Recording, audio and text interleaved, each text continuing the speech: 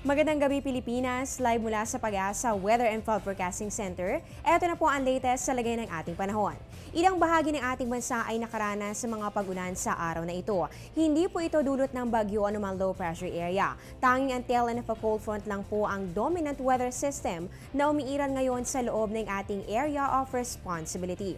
Pero bukod po dito, meron pa rin po kasing epekto ang hanging amihan at pati na rin po ang easterlies. Kaya po mainam nating gawin, laging magdala ng payong, maging handa at mag-monitor lagi sa lagay ng ating panahon.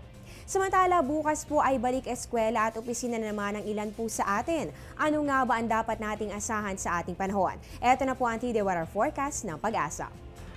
Unahin po natin sa Baguio City. Mukhang may enjoy nyo naman po ang first 3 days of the week dahil matagal magpapakita si Haring Araw at kung sakaling umulan man, ito naman po ay may hina lamang. Dito naman sa atin sa Metro Manila, magdala pa rin po ng payong dahil kahit mainit o maaliwalas po sa umaga o tanghali, may chance pa rin ng light rains. Yan po ay simula bukas hanggang sa Wednesday. Sa Metro Cebu naman tayo, asahan po ang partly cloudy to cloudy skies with isolated rain showers or thunderstorms. Simula po yan bukas hanggang sa Miyerkules. Sa Metro Davao naman, para po sa mga mommies dyan, ako sulitin po ang sikat ng araw para sa inyo mga lalaban dahil mga localized lamang o mga pulupulong pag-ulan at pagkidlat at pagkulog ang posibleng maranasan simula po yan bukas hanggang sa Wednesday.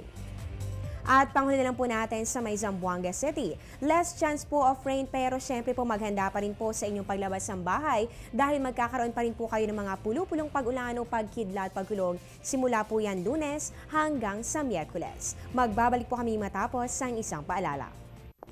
Teng, ang package. Ma'am, sabi ng Air 21 on the road na.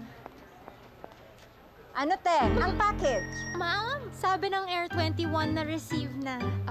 Okay, very good.